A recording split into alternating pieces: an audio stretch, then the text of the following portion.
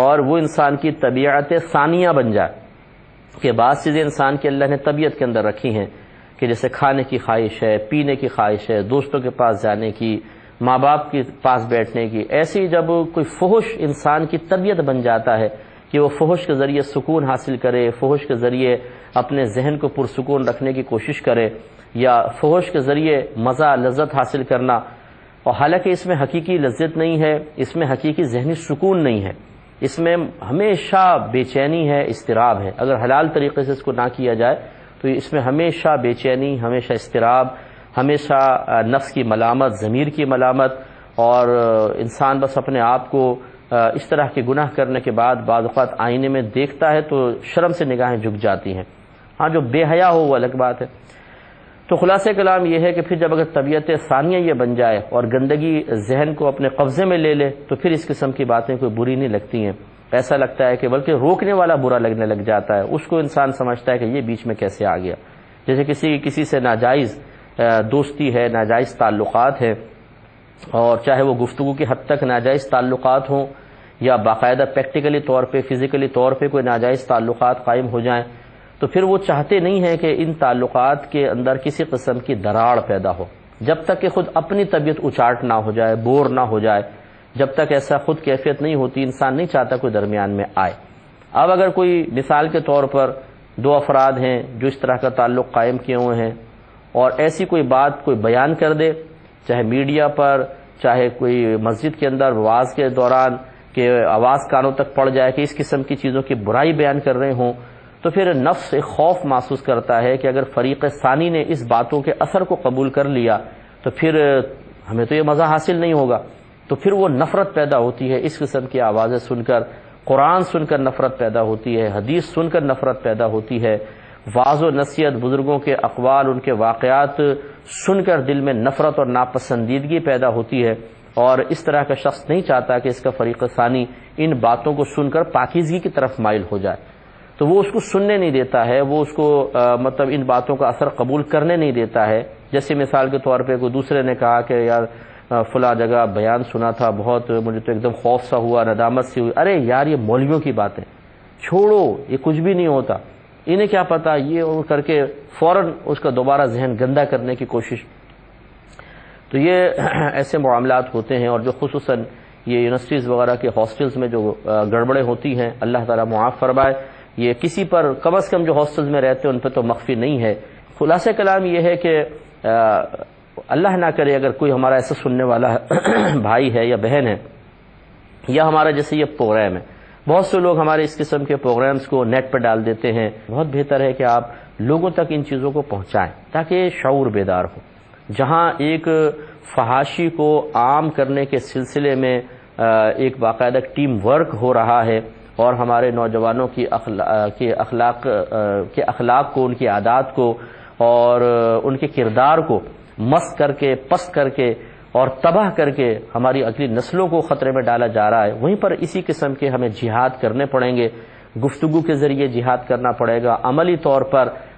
لوگوں کے پاس جا کر انہیں گناہ سے روکنے کی کوشش کرنی ہوگی، تب انشاءاللہ۔ اور یہ ہر دور میں ہوتا رہا ہے کہ جہاں کوئی باطل سر اٹھاتا ہے اللہ تبارک و تعالی حق کہنے والوں کو بھی پیدا فرما دیتا ہے، اور ان کی جنگ تا قیامت جاری و ساری رہے گی۔ اب یہ آپ کو مجھے دیکھنا ہے کہ ہمیں کس گروپ میں جانا ہے، ہمیں باطل گروپ میں جانا ہے یا حق گروپ میں جانا ہے۔ جو حق کا پرچار کرنے والا گروپ ہے اس کے ساتھ مل کر کام کریں تو آپ کے لیے زیادہ مطلب بہتر ہے، اور بہتر ہی یہ ہے، اور انشاءاللہ اس میں آخرت کی بھلائی ہے۔ تو خلاصہ کلام یہ ہے کہ ہم آپ کی خدمت میں پھر وہاں پہ آ جاتے ہیں کہ بہت سے لوگ اس طرح کے معاذ اللہ غلط قسم کے معاملات کا ارادہ کیے ہوتے ہیں کہ ہم محرم کے ساتھ ایسا ہو جائے، ایسا ہو جائے، اور اس کے پیچھے پورا ایک مطلب وتھ پلاننگ ایک کام کیا گیا ہوتا ہے، ایک ورک کیا گیا ہوتا ہے ایک شخص کے اوپر عرصہ دراز تک اس کی طبیعت کو خراب کرنے کے سلسلے میں، اور ایک دفعہ یہ طبیعت خراب ہو گئی تو پھر کبھی بھی یہ درست نہیں ہو سکتی ہے۔ اللہ تعالی ہم سب کو اس سے محفوظ فرمائے۔ تو دیکھیے اللہ تبارک و تعالی نے ایک لمیٹیشن قائم فرما دی کہ ہم نے سورہ مومنون کی آیت عرض کی تھی کہ اللہ تبارک و تعالی نے ارشاد فرمایا کہ کوئی بھی شخص مطلب قد افلح المؤمنون جیسے پہلے فرمایا کہ ایمان لانے والے فلاح پا گئے، پھر ان کی جب تفصیل ذکر کی کہ ایمان لانے والوں میں ظاہری خصوصیات کیا ہیں تو پھر یہ بیان فرمایا کہ وہ لوگ جو اپنی شرمگاہوں کی حفاظت کرتے ہیں سوائے اپنی عورتوں اور لونڈیوں کے، کہ وہ اپنی نفسانی خواہش یا تقاضائے باطنی کو اپنی ازواج کے ساتھ یا جو شرعی کنیزیں ہوتی ہیں ان کے ساتھ پورا کرتے ہیں، اس کے علاوہ وہ کسی اور کی طرف نہیں بڑھتے۔ یہ تو ہے ایک اجنبی عورتوں کا معاملہ کہ اجنبی عورتوں سے منع ہے، صرف زوجہ جائز ہے اور کنیز جائز ہے۔ اب اس کے بعد یہاں پر سورۃ النساء کے اندر اللہ تبارک و تعالی نے محارم کا تذکرہ فرمایا، جن سے محارم یعنی محرمات ابدیہ کہ ہمیشہ ہمیشہ کے لیے جو عورتیں حرام ہیں کہ ان سے بھی شادی نکاح نہیں ہو سکتا، اور جب شادی نکاح نہیں ہو سکتا تو معاذ اللہ پھر اور کوئی ناجائز تعلق تو اور زیادہ حرام اور گناہ کبیرہ ہے، اور اس میں ایمان کے زوال کا بہت شدید خطرہ ہے۔ تو یہ سورہ نساء ہے، آیت نمبر 22 میں اللہ تعالی ارشاد فرماتا ہے کہ ولا تنکحوا، اور نہ نکاح کرو تم ما ان عورتوں سے جو نکح آباؤکم، ان عورتوں سے کہ جن سے تمہارے آباء و اجداد نے نکاح کیا، من النساء یعنی عورتیں، الا ما قد سلف مگر جو پہلے گزر چکا۔ تو ہم نے آپ کو بتایا تھا کہ ہوتا یہ تھا کہ زمانہ جاہلیت میں جو کسی شخص کی حقیقی ماں ہوتی تھی اس کو تو وہ اس سے شادی نہیں کرتا تھا، لیکن جو والد کی دوسری بیویاں ہوتی تھیں وہ کہتا تھا یہ میری ماں کوئی ہے، تو وہ ان سے نکاح کر لیا کرتا تھا یا ان سے زنا کا ارتکاب کرتا تھا۔ ہماری شریعت نے قید لگا دی کہ اگر والد صاحب کسی عورت سے فقط نکاح ہی کر لیں، فقط ایجاب و قبول ہو جائے، تو بس اب یہ عورت ہمیشہ کے لیے اس شخص کی اولاد پر حرام ہوگی۔ تو صرف نکاح کے بعد معلوم ہوا کہ مثال کے طور پہ ایک شخص کی 4 بیویاں ہیں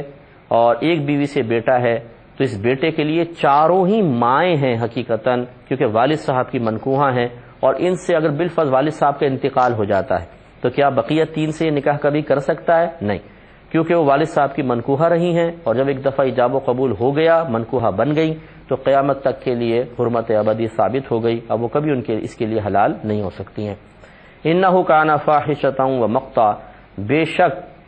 یہ بے حیائی اور غضب کا کام ہے۔ اللہ تعالی نے منع فرمایا وساء سبیلا، اور بہت ہی برا راستہ ہے۔ پھر ارشاد فرمایا کہ حرمت علیکم امہاتکم، حرام کر دی گئی تم پر تمہاری مائیں، وبناتکم اور تمہاری بیٹیاں، واخواتکم اور تمہاری بہنیں، وعماتکم اور تمہاری پھوپھیاں، وخالاتکم اور تمہاری خالائیں، وبنات الاخی اور بھائی کی بیٹیاں یعنی بھتیجیاں، وبنات الاختی اور بہن کی بیٹیاں یعنی بھانجیاں، وامہاتکم اللاتی ارضعنکم اور تمہاری وہ مائیں جنہوں نے تم کو